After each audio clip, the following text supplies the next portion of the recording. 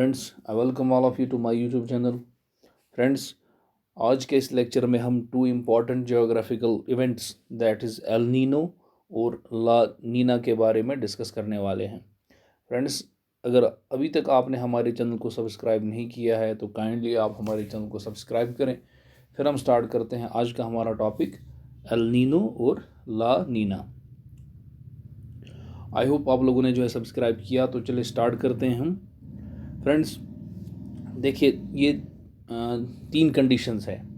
एक तो El Nino और ला नीना, और तीसरी कंडीशन है नॉर्मल कंडीशन।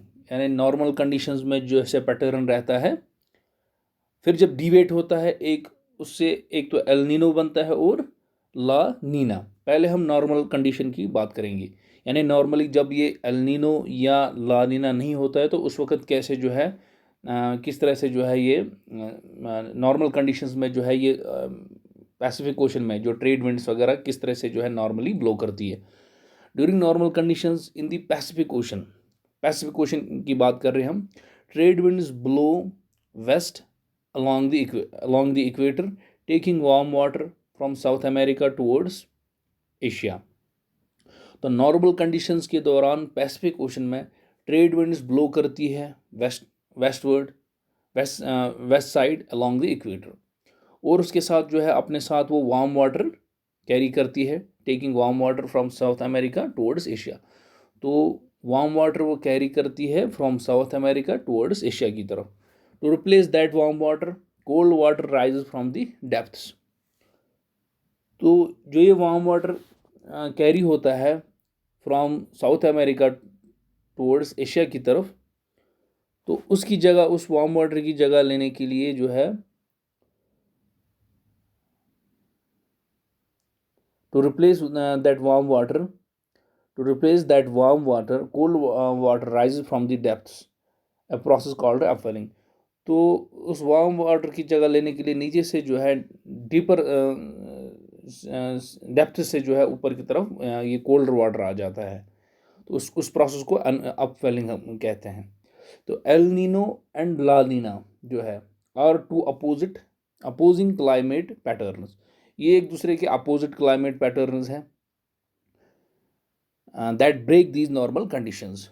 तो ये जो नॉर्मल कंडीशन जो होती है, ट्रेड विंड्स ब्लो करती है along the equator, taking warm water from South America towards waste, तो ये नॉर्मल रूटीन होता है। लेकिन जब ये एल नीनो या ला नीना होता है तो ये जो नॉर्मल कंडीशन है इससे ये डिवेट कर, यानी ये नॉर्मल जो होता है ये फिर नहीं होती। तो एल नीनो और La Nina are two opposing climate pattern that break these normal conditions.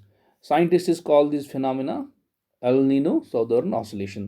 तो इस पूरे फिनोमेनन को, इस पूरे साइकिल को El Nino southern oscillation cycle कहते हैं। El Nino and La Nina can both have global impacts on weather, wild fire, ecosystems and economies. तो इन दोनों के जो है मिला के जो है, एक तो वेदर क्लाइमेट पे भी मतलब असर पड़ता है, वेदर पे, क्लाइमेट पे, वाइल्ड फायर्स पे, इकोसिस्टम्स पे एंड इकोनॉमीज पे भी फ़र्क पड़ता है, इम्पैक्ट पड़ता है एल नीनो का और ला नीना का। Episodes of El Nino and La Nina typically last 9 to 12 months। तो नॉर्मली जो है 9 से 12 महीने तक इनका जो है ये इम्पैक्ट रहता है, यानी ये मतलब रहती है, इनकी आकर्स रहती है, but can sometimes last for years. लेकिन कभी कभार जो है ये ईयर्स तक कंटिन्यू कर सकती है। L Nino and La Nina events occur every 2 to 7 years। हर 2 से 7 साल के करीब ये हो सकते हैं on average, but they don't occur on a regular schedule. तो लेकिन इनका कोई रेगुलर पैटर्न नहीं है कि इस टाइम के बाद, सपोज 1 साल के बाद ये या 2 साल के बाद ये रिपीट होंगी। ऐसा कोई मतलब कोई रेगुलर इनका पैटर्न नहीं है। इरेगुलर पैटर्न के बेस पे ये कभी भी 2 साल से 7 साल के दरमियान ही किसी भी वक्त हो सकती है, ऑकर कर सकती है। L Nino occurs more frequently than La Nina. तो एल नीनो जो है मोर फ्रिक्वेंटली ऑकर करता है देन ये ला नीना के। तो उसके बाद हम बात करेंगे एल नीनो जो है, during El Nino trade winds weaken. तो जब एल नीनो जो है ऑकर करती है उस वक्त क्या होता है, ट्रेड विंड्स जो ब्लो करती थी from South America towards Asia, तो वो वीक हो जाती है। जो वार्म वाटर वो अपने साथ कैरी करती थी, warm water is pushed back east. तो जो वार्म वाटर ईस्ट, जो वार्म वाटर जो है वेस्ट की तरफ फ्लो करता था, तो वार्म वाटर जो है ईस्ट की तरफ वापस धकेल धकेल दिया जाता है, toward the west, toward the east coast of the Americas. El Nino means little boy. अगर हम लिटरल मीनिंग देखेंगे इसका, इस लफ्ज़ का एल नीनो का, तो इसका मतलब होता है लिटिल बॉय। ये स्पेनिश वर्ड है, या Christ child in Spanish. Little boy भी या Christ child in Spanish. South American fisherman first noticed periods of unusually warm water in the Pacific ocean in the 1600s। तो सबसे पहले जो है साउथ अमेरिका के एक फिशरमैन ने ये नोटिस किया था, साउथ अमेरिका के जो फिशरमैन है उन्होंने नोटिस किया था ये unusually warm water in the Pacific Ocean in the 1600s. The full name they used was El Nino de Navidad, because El Nino typically peaks around December. तो चूंकि ये दिसंबर के महीने के आसपास होता है, तो इस वजह से जो है इनने ये क्राइस्ट चाइल्ड, उस चूंकि दिसंबर के महीने में क्रिसमस होता है, तो इसलिए इसको क्राइस्ट चाइल्ड भी उन्होंने रखा था नाम, या इसको लिटरली लिटिल बॉय इसका मतलब है एल नीनो का। El Nino can affect our weather significantly. तो एल नीनो से जो है हमारे वेदर पे जो है सिग्निफिकेंट इफेक्ट पड़ता है। The warmer waters cause the Pacific jet stream to move south of its neutral position. With this shift areas in northern US and Canada are drier and warmer than usual. But in the US, Gulf Coast and Southeast, these periods are wetter than usual and have increasing flooding. तो El Nino की वजह से जो है एक significant effect पड़ता है weather पे। इंडियन सब कॉन्टिनेंट पे भी जो है एल नीनो का बहुत बड़ा असर पड़ता है। देखो इंडिया का जो ये मानसून्स है, तो ड्यूरिंग एल नीनो के टाइम जो है मानसून्स कम हो जाते हैं। जो मानसून्स की वजह से जो इंडिया में बारिश होती है, तो हमारी जो एग्रीकल्चरल एक्टिविटीज़ हैं हमारे फार्मर्स की, वो मेनली डिपेंड रहती है मानसून पे। तो ड्यूरिंग एल नीनो के टाइम पे जो है मानसून में बहुत कमी हो जाती है, बहुत फ़र्क पड़ता है। तो उसकी वजह से जो है इंडिया में ड्रॉट्स होते हैं।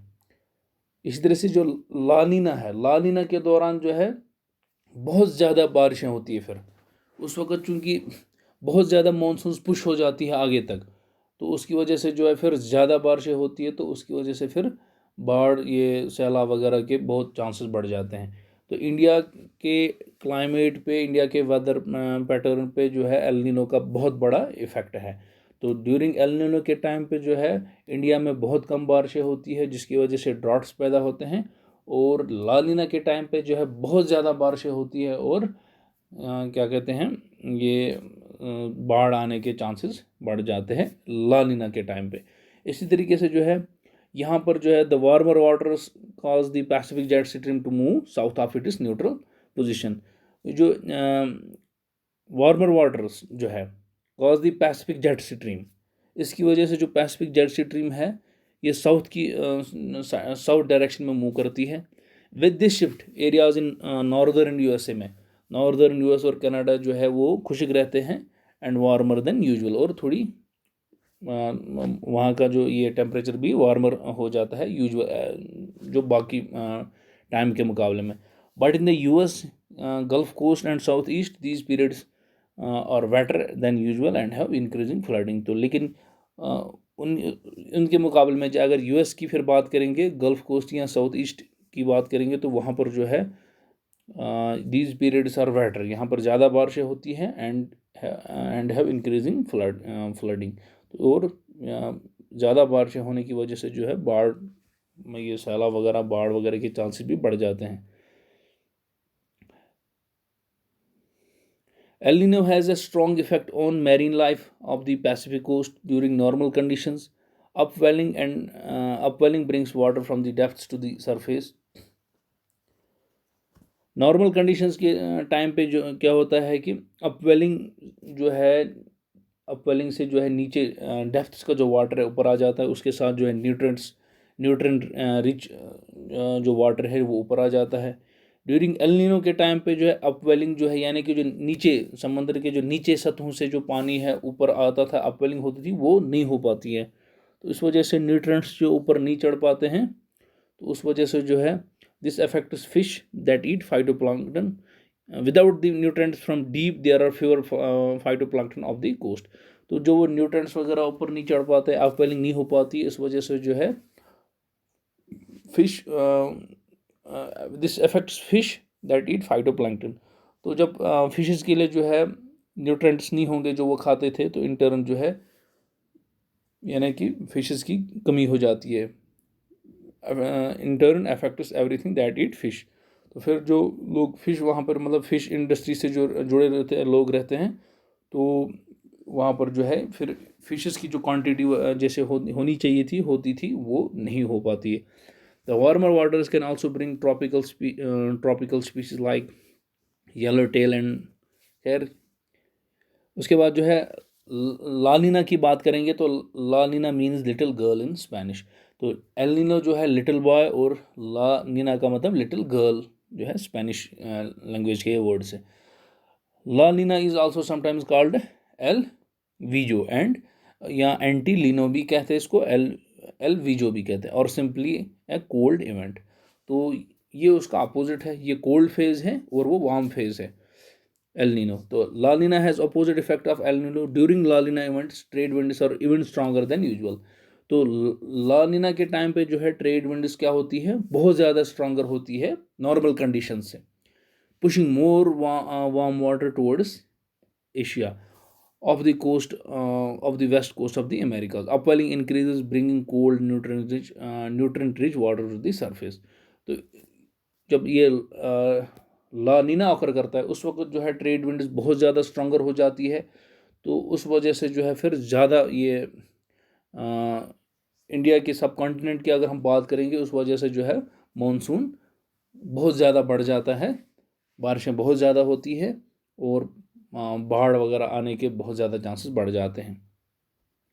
These cold waters in the Pacific push the jet stream northward. This tends to lead to drought in the southern US. तो अगर यहाँ पर US की हम बात करेंगे, तो साउदर्न जैसे नॉर्दर्न US में जो है अपोजिट, जब लानीना के एलिनो के टाइम पे जैसे होता था, फिर लानीना के टाइम पे उसके अपोजिट होता है। These cold waters in the Pacific push the jet stream northward. This tends to lead to drought in the southern US and heavy rains and flooding in the Pacific Northwest and Canada. तो La Nina के time पे जो है southern US में जो है drought conditions पे ये हो जाती है, ड्राउट कंडीशंस क्रिएट हो जाती है, और ना ये जो कनाडा है या फिर पैसिफिक नॉर्थ वेस्ट पे जो है फ्लडिंग हो जाती है ना, बहुत ज़्यादा बारिश हो जाती है। During La Nina year winter temperatures are warmer than normal. तो लानीना के टाइम पे जो है विंटर टेम्परेचर वार्मर होते हैं than normal in the south and cooler than normal in north.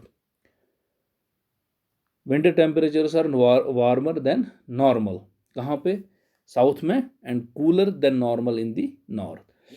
La Nina can also lead to more severe hurricane season. तो इसकी वजह से जो है लानीना की वजह से जो है सीवियर हॉरिकेन्स भी क्रिएट हो जाते हैं। तो ये थोड़ा सा हमने जो है एल नीनो और ला नीना के बारे में जानने की कोशिश की। थोड़ा सा मैं फिर से रिकैप करता हूँ। ये दो इम्पॉर्टेंट जियोग्राफिकल इवेंट्स है, L Nino and La Nina. तो ये एक दूसरे के अपोजिट है, एल नीनो और ला नीना। तो ला नीना जो है कोल्ड फेज है और वो वार्म फेज है, हम कह सकते हैं। तो नॉर्मल कंडीशंस में क्या होता है कि ट्रेड विंड्स ब्लो करती है,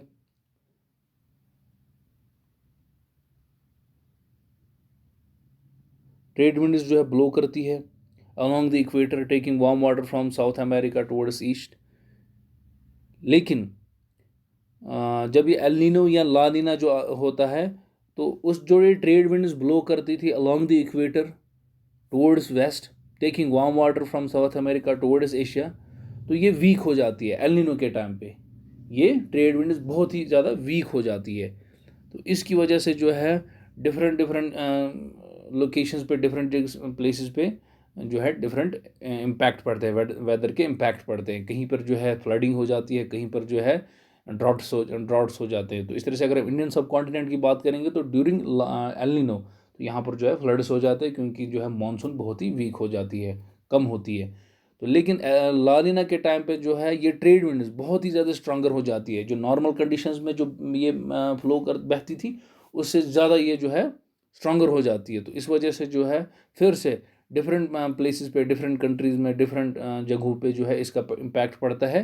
जब ड्यूरिंग एल नीनो के टाइम पे जहाँ ड्राउट्स होते थे, वहाँ पर ला नीना के टाइम पे फिर फ्लडिंग होती है, और जहाँ पर एल नीनो के टाइम पे जो है फ्लडिंग होती थी, वहाँ पर जो है ड्राउट्स होते हैं। तो अगर हम इंडियन सब कॉन्टिनेंट की बात करेंगे तो यहाँ पर ला नीना के टाइम पे फिर जो है फ्लडिंग हो जाती है, क्योंकि मानसून जो है बहुत ही स्ट्रांगर हो जाता है। तो उस वजह से जो फिर बहुत ज़्यादा बारिश होती है, तो फिर बाढ़ आने के, फ्लडिंग होने के बहुत ज़्यादा चांसेस बढ़ जाते हैं। तो ये हमने आज के इस टॉपिक में जानने की कोशिश की एल नीनो और ला नीना के बारे में। आई होप आप लोगों को पसंद आया होगा। अगर अभी तक आप लोगों ने हमारे चैनल को सब्सक्राइब नहीं किया है, काइंडली सब्सक्राइब करें। Thank you.